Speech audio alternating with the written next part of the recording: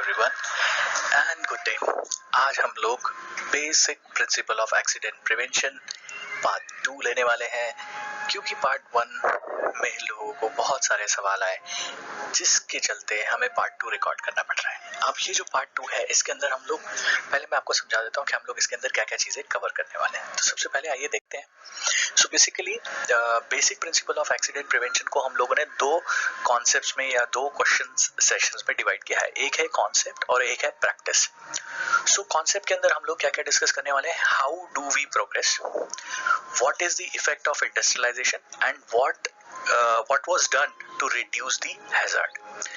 ये पार्ट हमारा कॉन्सेप्ट वाले स्टेज का रहेगा। और प्रैक्टिस वाले स्टेज के अंदर हम लोग देखेंगे what is the main cause of accidents, what are the techniques of accident prevention and theory of accident occurrence. ये हम लोग आज पूरा डिटेल में समझने वाले हैं। तो आइए देखते हैं। सबसे पहले शुरुआत करते हुए that basic principle of accident prevention के अंदर जब हम लोग बात करते हैं, so what are the main causes. जब हम लोग इन सब एलिमेंट्स के बारे में बात करते हैं तो बहुत सारी चीजें निकल के बाहर आती हैं। और स्पेसिफिकली जब हम लोग एक्सीडेंट प्रिवेंशन के बारे में बात करते हैं, सो एक्सीडेंट प्रिवेंशन में हम लोग देखते हैं कि भाई हाउ डू वी प्रोग्रेस, हम लोग आगे बढ़े कैसे। So when we talk of accident prevention, so it is like increasing industrialisation की वजह से हमें जो स्टेप्स लेने पड़े या जो कदम हम लोग लेते हैं, जिसके चलते हम लोग ये हमारा कोर प्रैक्टिस रहता है कि we need to reduce the plan the things in such a manner that prospective hazards or risk are minimized to an acceptable level. So how do we progress? सबसे पहला सवाल आता है concept level पे। So how do we progress? So the increased industrialization in planned manner is necessary for the progress and prosperity of a society. This is point number 1. Then what is the effect of industrialization? Every work that we do involves some degree of hazards, right? So exposures to an uncontrolled hazard over a significant period or long period of time can give rise to adverse conditions such as ill health and industrial accidents. So these are the core elements. So ये concepts हैं। इसके बाद आता है that what was done to reduce the hazard. So what was done to reduce the hazard? Labor laws were enacted from time to time. Remedy certain ill notices in the work conditions were taken. In common with much more social legislations, there was a time lag between the appearance of unsafe and unhealthy working conditions and the legislations which was designed to eliminate them. Enforcement of the provisions of the labor legislation was brought about reduction in hazard in the industry. So basically what was done was, see basic आप कोई भी चीज अगर आप बदलाव लाना चाहते हैं so it takes time. So what happened? So labor laws के अंदर बार बार changes लाए गए, धीरे धीरे उनको legislation में enforcement bodies तक लाया गया ताकि उसको enforce किया जा सके, correct? So this was the core that was done. Now coming to the practice aspect of it, हम लोग जब बात करते हैं accidents are cause of absence of adequate management controls. This is the major cause. So what is the main cause of accident? The main cause of accident is accidents are caused by the absence of adequate management controls. So this is the core cause. ऐसे accident, ill health, incidents, are not to be blamed on individuals. It is a condition that has grown. What have we done about it? So it is the management's responsibility to ensure that accidents don't happen. तो failure किसका होता है? Management controls का। अगर आपने identify नहीं किया है, अगर आपने लोगों को जानकारी ही नहीं दी है, उसके बाद में फिर बहुत सारी चीजें आती है, what are the roles and responsibility, वो सब चीजें बहुत आती हैं। लेकिन यहाँ पे जो कोर फाइंडिंग्स है वो यही होती है that if any industry have had an accident in their premises, then it is the failure of the management control system, or there is not an adequate management control available. So this primarily needs to strengthen. So the aim to exploit the strengths of an employ while minimising the influence of human limitations. So ये आपको करना पड़ेगा। सो ये सारी चीजें जो management controls हैं, ये क्या करते हैं, ये चाहते हैं कि भी जितने भी लेबर्स वहां पे काम कर रहे हैं, या इट इज कंसीडर्ड एक्सप्लॉयटेशन। अगर आप कोई हैजार्ड एग्जिस्ट करता है and still you are negligent towards it, और the management is negligent, so it is exploitation, right? So इसीलिए so the main cause of accident is accidents are caused by the absence of adequate management control. तो आपके यहाँ पे सबसे पहले तो individual systems होने चाहिए। So there are different techniques. So what are the techniques of accident prevention?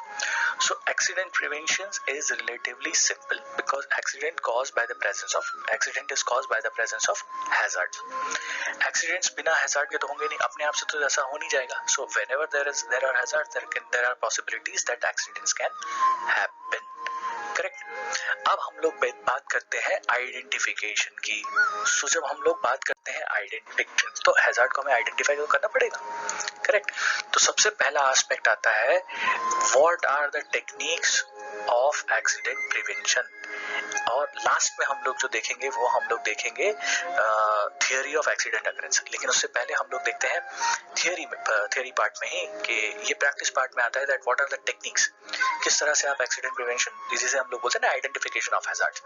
So identification of hazards बड़े सिंपल एस्पेक्ट्स में किया जा सकता है। They are there are simple E steps. ये सारे ई के स्टेप्स होते हैं, जैसे एस्टिमेट द हैजार्ड, एस्टिमेट करना हैजार्ड को। You have to estimate what are the probability and what are the severity. Probability और सीवियरिटी कैसे कैलकुलेट की जाएगी वो भी अलग सब्जेक्ट है, लेकिन प्रोबेबिलिटी जानना क्या जरूरी है। प्रोबेबिलिटी किसकी होती है? So what are the probable chances that a person can be injured, what are the probable chances that a machine can fail, what are the probable chances that a machine will cause harm, correct. So ये probability का part आता है, और उसके बाद में आता है सीवियरिटी का पार्ट। तो सीवियरिटी कैसे कैलकुलेट करेंगे? So what is the severity, how much harm it can cause, कितना लॉस होगा, कितना वैल्यू वाइज लॉस होगा, कितने लोगों को इफेक्ट कर सकता है। So that is the severity. So estimate the hazard in terms of its probability and severity, that is what you have to do, correct. इसके बाद में आता है eliminate the hazard completely. How can we eliminate the hazard completely? Suppose कोई भी एक ऐसी activity है जिसमें रिस्क काफी ज्यादा है और इट कॉजेज मेजर हैजार्ड्स।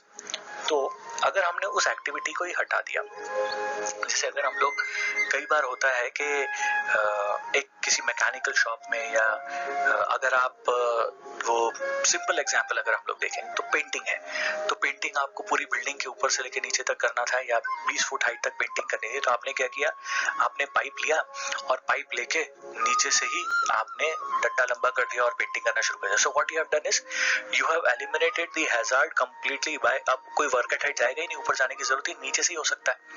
तो अगर आपको पेंटिंग इस एक्टिविटी के related, so what we have done is we have eliminated the hazard, correct.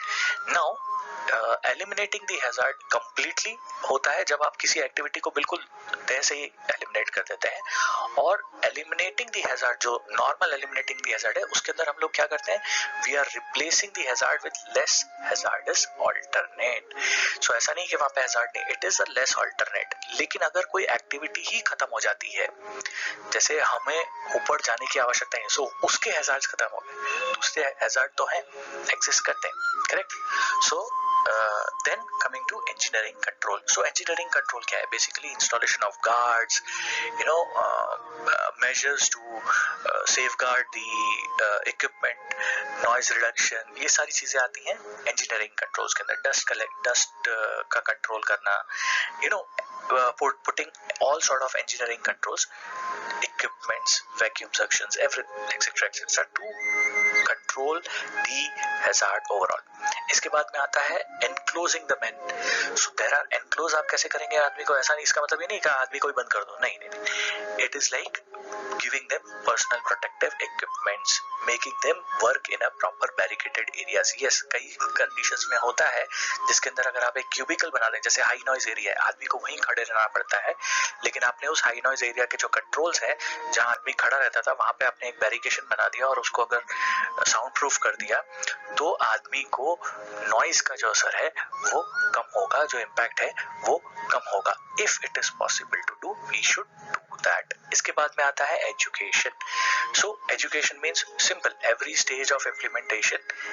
ये जितने भी ई की स्टेज आपको दिखाई दे रही है, so at every stage you need to educate people, correct. इसके बाद में आता है एनफोर्समेंट. तो 75% ऑफ द वर्क फोर्सेस जो ट्रेनिंग हम लोग प्रोवाइड करते हैं, सो इसे एनफोर्स करना पड़ता है. That there is no, this is mandatory. So unless and until enforcement is there, you will not be able to achieve what is actually desired. And finally the enthusiasm.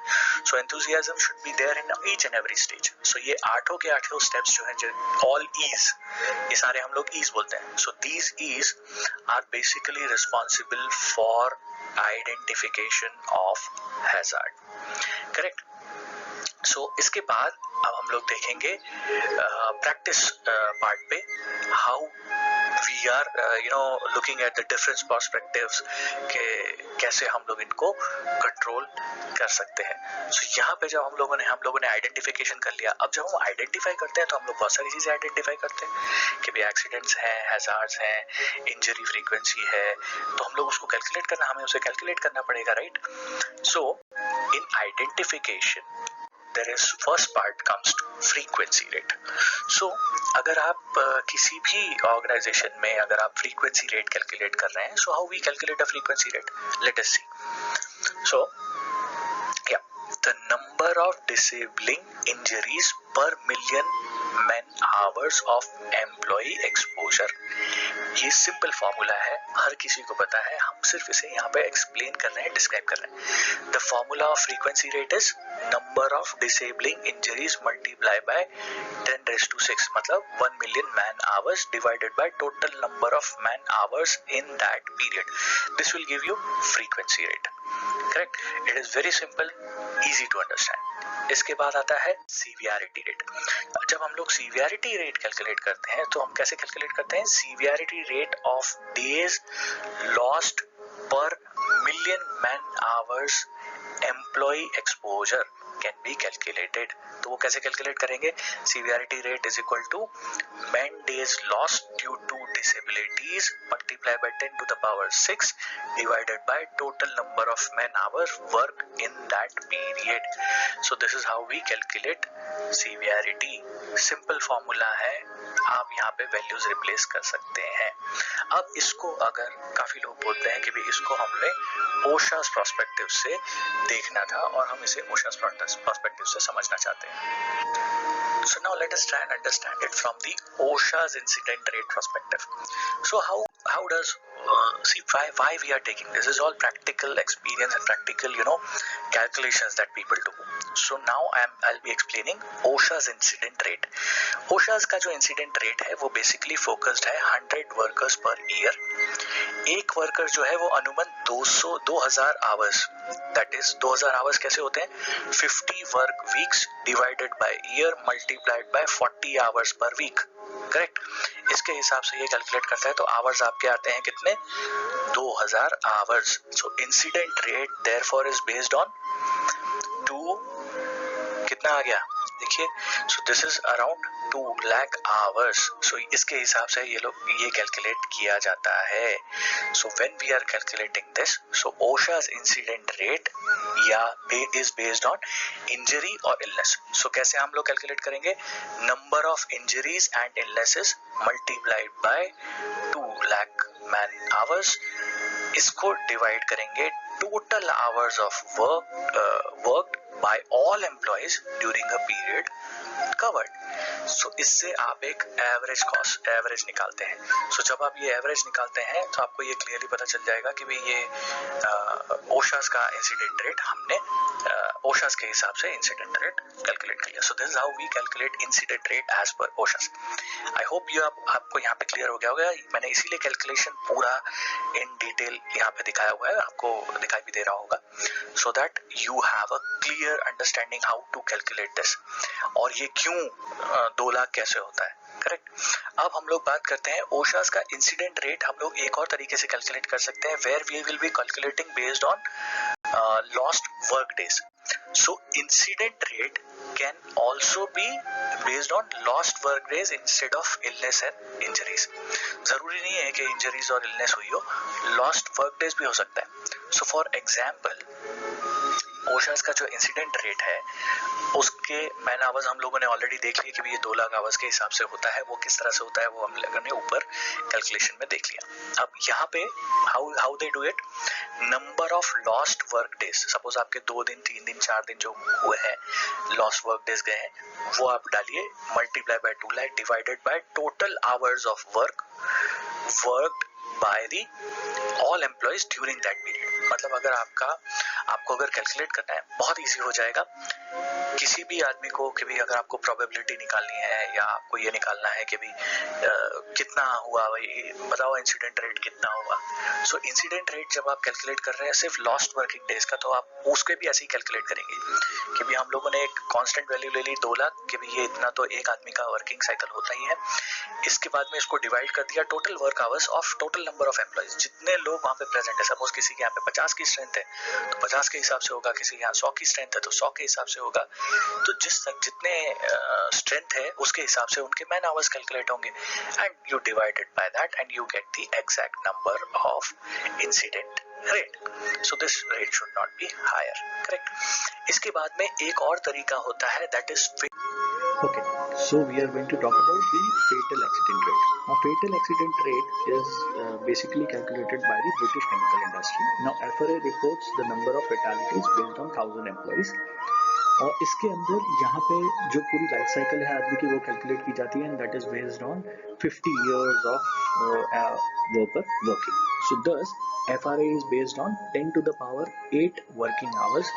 इसका एक simple equation है, उसे calculate कैसे करते हैं वो मैं आपको बता देता हूँ।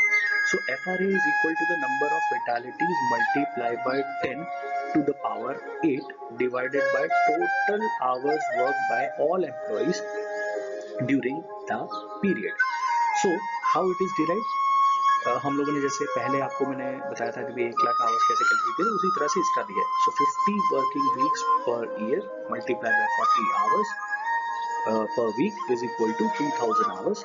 सो एक एम्प्लॉय जो है 50 साल अगर काम करता है तो 2000 into 50 is equal to 1 lakh for 1000 employees is equal to 10 to the power 8.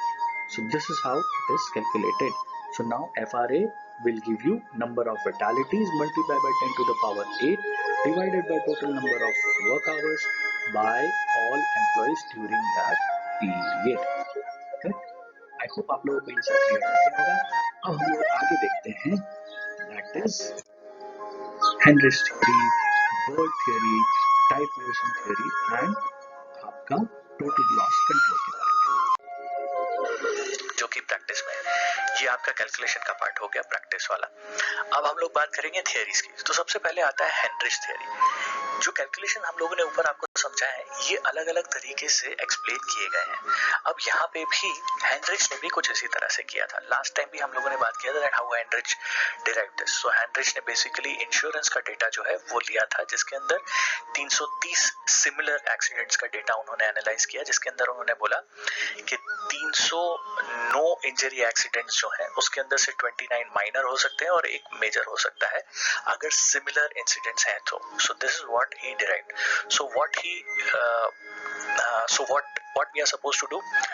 So the meaning of this triangle, जो हम लोगों ने हेनरिच का जो ट्रायंगल देखा था, जो 329 और 1 वाला जो ट्रायंगल है, so what is the meaning of the triangle? Suppose in a corridor a big wire rope is lying, correct? So people will pass and the wire rope by that wire rope, correct? So 300 person will stumble on it but escape with no injuries. Correct.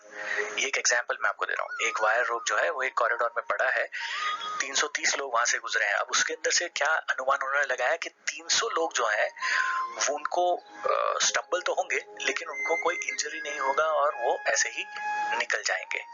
इसके बाद में उन्होंने बोला कि 29% ऐसे होंगे who will stumble and have minor injuries like scratch और here and there, सब चोट वोट लग जाएगी. So 29 ऐसे लोग होंगे जो कि स्लिप होके जिन्हें खरोच वरोच लग सकती है. So there is a possibility of out of 330 people 300 लोग ऐसे होंगे जिनको कोई इंजरी नहीं होगी, जिनको मतलब खाली स्टम्बल होके उधर ठोकर लग के निकल गए पर कुछ हुआ नहीं, गिरा नहीं. इसके बाद में 29 लोग ऐसे होंगे जिनको खरोच वरोच लगेगी. बट उनके हेनरीज थियरी के हिसाब से but definitely 1% will stumble on it, fall down, break his head or he may die. Break his head or he may die मतलब मेजर इंजरी उसको हो सकती है या तो वो मर भी सकता है. So this is what he derived out of it कि सिमिलर इंसिडेंट. देखिए सिमिलर परिस्थिति क्या थी, सेम कॉरिडोर के अंदर वायर रोप पड़ी हुई है. अब वो वायर रोप से अनुमान 300 लोग बच के जा सकते हैं. सो ये थियरी इसीलिए डिराइव करी गई थी ताकि लोगों को ये समझाया जा सके कि सिमिलर परिस्थिति में जब ज्यादा लोग इन्वॉल्व होते हैं तो हर समय आपके अनुरूप चीजें नहीं चलती हैं. तो सिमिलरली ये it is just like rolling of a dice mechanism. तो ये हेनरिच का थियोरी था. This is what he derived, you know, theoretically और प्रैक्टिकली उन्होंने ये डिराइव किया. So this is again perspective derivations that are been derived by Heinrich that says yes this is जो हम लोग बोलते हैं ना कि भी ये एक तरह से एक फॉर्मूला डिराइव किया उन्होंने कि भी क्या हो सकता है. करेक्ट. सिमिलरली बर्ड थियरी या bird analysis also came into existence in 1969. अब 1969 में ये क्या था analysis? From an analysis of around 1700 मेरे ख्याल से 500 या ऐसे कुछ एक्सीडेंट रिपोर्ट्स थी और उसके अंदर से 297 कोऑपरेटिंग ऑर्गेनाइजेशंस कुछ यूएसए में थी जिन्होंने 21 different types of occupational establishments थे. वहां पे उन्होंने 17,50,000 लोगों को एसेस किया और उन्होंने बोला कि 3 million man hours during the exposure period have been analyzed by F.E. Bird. Now he drew the following ratio. What he derived? 600 incidents which have no visible injury or damages, 30 property damages and accidents, 10 minor injuries and 1 serious or disable injuries. ये उन्होंने derive किया. सो ये अलग अलग theories हैं. जब हम लोग किसी भी तरह की किसी भी इंडस्ट्री के बारे में बात करते हैं तो ये जितने फॉर्मूला या अगर आप अलग अलग थियरीज यूज करते हैं, हेनरिच की थियरी अप्लाई कर ली, बर्ड की थियरी अप्लाई कर ली, तो उसके लिए आपके पास में उतना डेटा भी तो होना चाहिए. So you need to understand that ये जितनी भी थियरीज डिराइव करी गई हैं ये इतने सारे मतलब आप ये सोचिए बर्ड की जो थियरी है वो 17,50,000 लोगों के द्वारा 3 बिलियन मैन आवर्स का एनालिसिस है. 3 बिलियन मैन आवर्स. अगर आप बर्ड थियरी बोलते हैं कि हम भी अप्लाई करना चाहते हैं तो भाई उसके लिए इतना 3 बिलियन मैन आवर्स का आपके पास में डेटा होना चाहिए, एक्सीडेंट डेटा होना चाहिए, इंसिडेंट एनालिसिस डेटा होना चाहिए, तब जाके तो आप इसको डिराइव कर पाएंगे किसी चीज को. So what happens is how to actually practically implement it in your premises. That is, अगर आप बर्ड थियरी अप्लाई करना चाहते हैं तो आपको ये देखना होगा कि सिमिलर काइंड ऑफ एक्सीडेंट्स कितने हो रहे हैं या इंसिडेंट्स कितने हो रहे हैं और उसको हम अपने यहाँ से रिलेट करते हुए किस तरह से अप्लाई कर सकते हैं. करेक्ट. सिमिलरली थाई या Pearson based on students study almost around मेरे ख्याल से इन्होंने 1 लाख ब्रिटिश इंडस्ट्रीज में के जो एक्सीडेंट्स थे ये इन्होंने स्टडी किए जिसके अंदर tie and Pearson drew a following ratio. इन्होंने क्या बोला? 400 नॉन इंजरी डैमेज इंजरी होगी या नियर मिस होगी, 80 प्रॉपर्टी डैमेज होगी, 50 इंजरी फर्स्ट एड की होगी, 3 इंजरी विक्टिम का एब्सेंट रहेगा या उसको माइनर इंजरी होगी और 1 फेटल होगा. तो ये अलग अलग पिरामिड है जो कि अलग अलग रेशो और परम्यूटेशन कॉम्बिनेशन के हिसाब से इन्होंने डिराइव करे. करेक्ट. सो ये बेसिकली तीनों पिरामिड्स इन्होंने डिराइव की है. ये तीनों थियरीज जो है ये आप इन डेप्थ डिटेल गूगल पे भी सर्च कर सकते हैं। इसके अंदर अलग अलग फॉर्मूलाज आपको मिलेंगे और अलग अलग परसेप्शंस मिलेंगे। It is very good to study और ये आपको फ्यूचर में भी और मदद कर सकता है। So you can apply this, correct. अब बात करते हैं, लेकिन ओवरऑल पिरामिड का जो डेरिवेशन है वो एक ही इसके ऊपर बहुत कॉन्सेंट्रेटेड है, एंड दैट इज सिमिलर परिस्थितियां, सेम कंडीशंस से लेके कितने इंसिडेंट्स हो रहे हैं आप उसको एनालाइज करिए और उसके बाद में इस पिरामिड को डिराइव करिए, correct. Now coming to total loss control. तो जब हम लोग टोटल लॉस कंट्रोल के बारे में बात करते हैं, सो टोटल लॉस कंट्रोल के अंदर एक छोटा सा ग्राफ आपको यहाँ पे नजर आ रहा होगा, that identification and appraisal of the accident problem. तो सबसे पहले तो आपको क्या करना है, आइडेंटिफाई करना है। इसके बाद में उस एक्सीडेंट प्रिवेंशन को, लॉस कंट्रोल के प्रोसीजर्स आपको एस्टैब्लिश करने हैं। देन यू हैव टू, जो आपने एस्टैब्लिश किया है उसे आपको कम्युनिकेट करना पड़ेगा ताकि आप लोगों को बताएं, ज्यादा से ज्यादा जानकारी दें, ट्रेनिंग्स, असेसमेंट्स, ये सब चीजें करें। इसके बाद आप ये देखिए कि ये मेजर्स इफेक्टिव हैं या नहीं है। फिर हम रिपीट करेंगे इस पूरी साइकिल को, ये जानते हुए कि ये एक्सीडेंट प्रिवेंशन जो हम लोगों ने साइकिल डिफाइन किया, ये हमारा सही कारगर रूप से काम कर रहा है या नहीं कर रहा है। सिमिलरली और दूसरी और टेक्निक्स भी अवेलेबल है जिससे हम लोग कहते हैं theory of accident occurrence. So theory of accident occurrence बड़ी सिंपल है। अगर आपको सिंपल थियोरी अगर आपको समझनी है तो बहुत आसानी से समझ सकते हैं। मैंने यहाँ पे आपको दो अलग अलग प्रैक्टिस ग्राफ्स दिखाई दे रहे होंगे which says theory of accident occurrences, which is unsuitable anatomical, physiological or characteristics, lack of knowledge or skills, and improper mechanical, physical condition, unsafe system of work and social environment. तो left side पे जो आपको दिखाई दे रहा है that is person, या आप कह सकते हैं अनसेफ एक्ट। राइट साइड पे जो आपको दिखाई दे रहा है वो है सब क्लॉजेस, जिसे हम लोग बोलते हैं अनसेफ कंडीशंस। अब लैक ऑफ नॉलेज और स्किल की वजह से एक्सीडेंट और इंजरीज हो सकती है, दिस इज डायरेक्टली रिलेटेड।